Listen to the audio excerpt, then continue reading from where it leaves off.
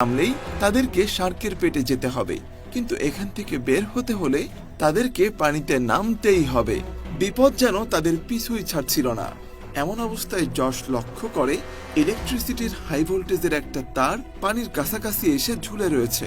তারটা পানি স্পর্শ করলেই মুহূর্তের মধ্যে তারা সবাই মারা যাবে। যশ সবাইকে বিষয়টা সম্পর্কে জানায়। এটা শুনে তারা আরো বেশি টেনশনে পড়ে যায়। একদিকে শার্কের ভয়, অন্যদিকে একের পর এক নতুন সমস্যা হয়েই চলেছে। সেখানে থাকা সবাই অনেক বেশি ভেঙে পড়েছে। যশ তখন সবার উদ্দেশ্যে বলে, আমাদের ভেঙে পড়লে চলবে না, আমাদের এখান থেকে বের হওয়ার জন্য অন্য কোনো উপায় খুঁজতে হবে, কিন্তু সবার আগে আমাদের এখানকার ইলেকট্রিসিটি বন্ধ করতে হবে। যশ সেখানকার মেইন সুইচ বন্ধ করার সিদ্ধান্ত নেয়, কিন্তু এটা করতে হলেও তাকে পানিতে নামতে হবে। যশের এক্স গার্লফ্রেন্ড টিনা বলে, তোমার হাতে আঘাত লেগেছে, এখান থেকে রক্ত ঝরছে, পানিতে নামলে শার্ক রক্তের গন্ধে সহজেই তোমার কাছে পৌঁছে যাবে আর তোমার উপরে আক্রমণ করবে। টিনার এসব কথা শুনে স্টিফেন বলে, আমার মাথায় একটা আইডিয়া এসেছে, আমি মেইন সুইচ বন্ধ করতে যাব, কিন্তু তার আগে আমাদের একটা সেফটি পোশাক বানাতে হবে। মার্কেটের ভেতরে জিনিসপত্র বহন করা লরি দিয়ে যশ ও স্টিফেন একটা পোশাক তৈরি করে আর তারপর সেটা স্টিফেনকে পরিয়ে দেয়। বড় একটা টিউবের মাধ্যমে পানির নিচ থেকে যেন নিঃশ্বাস নেওয়া যায় তার একটা ব্যবস্থা করা হয়। এটা অনেকটা অক্সিজেনের মতো কাজ করবে। স্টিফেন টিউবটা মুখে নিয়ে পানির নিচে নেমে পড়ে। স্টিফেন ওয়্যারহাউজের দরজা পর্যন্ত পৌঁছে যায়, কিন্তু অক্সিজেন নেওয়ার জন্য তারা যেই পাইপটা তৈরি করেছে সেটা খুব একটা লম্বা ছিল না, তাই মেইন সুইচ পর্যন্ত স্টিফেন পৌঁছাতে পারে না। সে যখন অনেক চেষ্টার পরেও মেইন সুইচ পর্যন্ত পৌঁছাতে পারে না, তখন সে সবার জীবন বাঁচানোর জন্য নিজের জীবনকে বিপদে ফেলে। সে নিঃশ্বাস নেওয়ার জন্য পাইপটা খুলে ফেলে আর অনেক কষ্টে মেইন সুইচ পর্যন্ত পৌঁছে যাওয়ার পর সুইচটা বন্ধ করে দেয়। স্টিফেন মেইন সুইচ অফ করে উপরে উঠে আসার চেষ্টা করলে সে উপরে উঠে আসতে পারে না, কারণ তার শরীরে প্রচুর ওজন বাঁধা ছিল।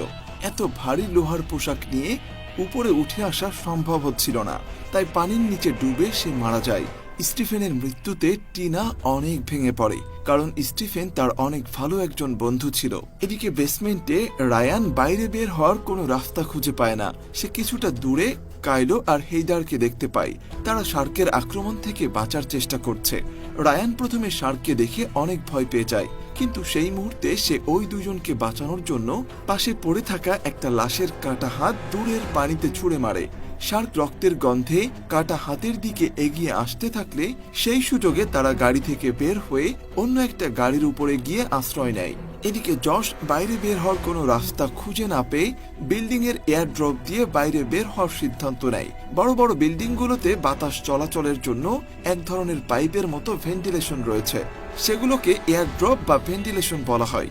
যশ ভেন্টিলেশনের উপর দিয়ে দড়ি আটকানোর চেষ্টা করে, কিন্তু সেখানকার ম্যানেজার এখানে চলে আসে আর বলে, ভেন্টিলেশন দিয়ে সবার আগে আমি বের হব।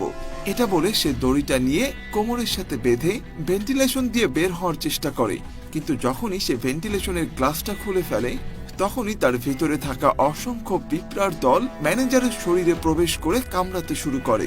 ম্যানেজার যন্ত্রণায় চিৎকার করতে থাকলে চিৎকারের শব্দ শুনে শার্ক তার উপরে এসে হামলা করে। ম্যানেজারের শরীরটাকে শার্ক মাঝখান থেকে দুই টুকরো করে ফেলে। ভয়ঙ্কর এই দৃশ্য দেখে সবাই ভয়ে একেবারে নিস্তব্ধ হয়ে যায়। অন্যদিকে দেখা যায় রায়ান বেসমেন্ট থেকে বের হওয়ার কোনো রাস্তা খুঁজে না পেয়ে একইভাবে বিল্ডিং এর ভেন্টিলেশন দিয়ে বের হওয়ার সিদ্ধান্ত নেয়। সে একটা পাইপ ধরে এয়ার ভেন্টিলেশন পর্যন্ত পৌঁছানোর চেষ্টা করে, কিন্তু তখনই হাত ফসকে সে পানিতে পড়ে যায়। শার্ক রায়ানের দিকে ধেয়ে আসতে থাকে, কিন্তু ঠিক সেই সময়ে কাইলো তাকে গাড়ির উপরে টেনে তোলে। রায়ান প্রাণে বেঁচে গেলেও তাকে বাঁচাতে গিয়ে কাইলো পানিতে পড়ে যায়।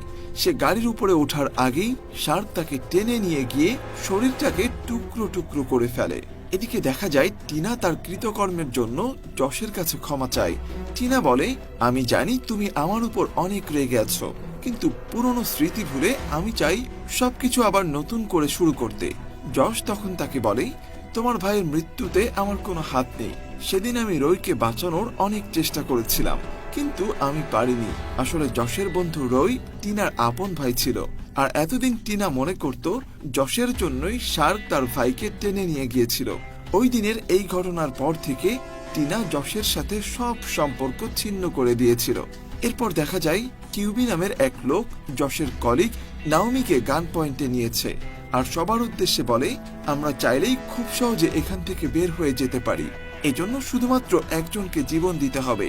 এই মেয়েকে আমরা শার্কের খাবার হিসেবে ব্যবহার করতে পারি, আর সুযোগ বুঝে আমরা এখান থেকে বের হয়ে যাব। কিউবি নামের এই লোকটা আসলে চোরের পার্টনার ছিল। সে সবার কাছ থেকে পরিচয় লুকিয়ে তখনও বেঁচে ছিল। আসলে কিউবি চুরির সময় মাস্ক পরে থাকায় কেউই তাকে চিনতে পারেনি।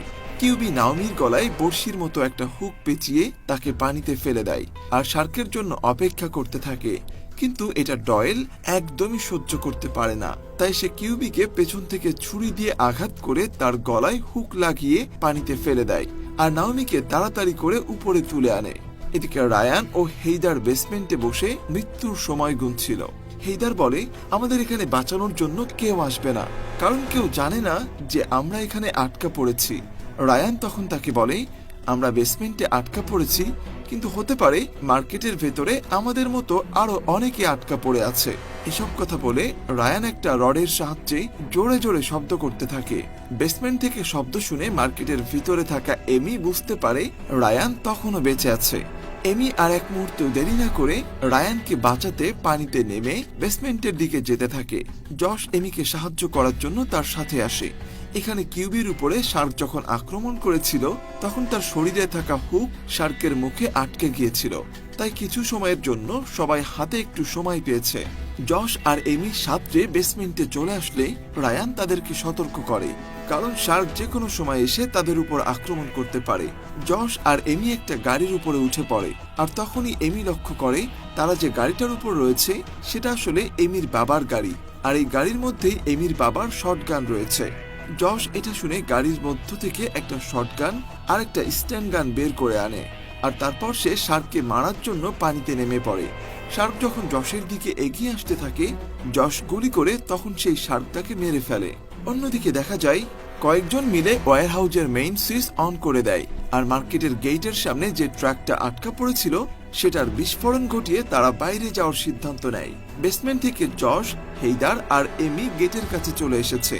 তারা সবাই মিলে হাই ভোল্টেজ ইলেকট্রিসিটির সাহায্যে ট্রাকটাকে বিস্ফোরণ করার পরিকল্পনা করে, কারণ এটা ছাড়া সেখান থেকে বের হওয়ার আর কোনো রাস্তা ছিল না। তারা ট্রাকের ব্যাটারিতে ইলেকট্রিক তারটাকে ফিট করার চেষ্টা করছিল, কিন্তু এর মধ্যেই সেখানে শার্ক চলে আসে। জশ শটগানের সাহায্যে শার্কটাকে গুলি করতে গেলে সে লক্ষ্য করে শটগানের বুলেট শেষ হয়ে গেছে। উপায় না পেয়ে সে স্ট্যান্ড গান দিয়ে শার্ককে গুলি করে। স্ট্যান্ড গানের ইলেকট্রিক শক লেগে শার্কটা আহত হয়ে যায়, আর এই সুযোগে তারা ট্রাকটাকে ব্লাস্ট করে দেয়। ট্রাকটা ব্লাস্ট হলে বাইরে বের হওয়ার রাস্তাটা পরিষ্কার হয়ে যায়। তারা সবাই মিলে তাড়াতাড়ি করে মার্কেটের বাইরে চলে আসে। বাইরে বের হওয়ার পর দেখা যায় পুরো শহর সুনামির কারণে ধ্বংস স্তূপে পরিণত হয়েছে। শুধুমাত্র তারাই নয়, শহরের হাজার হাজার মানুষ সুনামিতে মারা গেছে। পুরো শহরের ধ্বংস স্তূপের দৃশ্য দেখে তারা সবাই অনেক ইমোশনাল হয়ে পড়ে। আর এর সাথে সাথেই আমাদের এই গল্পটা এখানেই শেষ হয়ে যায়। তো গল্পটা কেমন লেগেছে সেটা জানাতে একদমই ভুলবেন না। আর আপনার পছন্দের কোনো মুভি থাকলে সেটা অবশ্যই কমেন্ট করে জানাবেন। এরকমই আরো সুন্দর সুন্দর মুভি নিয়ে হাজির হব আপনাদের কাছে। তো আজ এই পর্যন্তই, দেখা হবে পরবর্তী কোনো ভিডিওতে। সে পর্যন্ত সবাই ভালো থাকবেন, সুস্থ থাকবেন, এই আশা ব্যক্ত করে এখানেই শেষ করছি। আল্লাহ হাফেজ।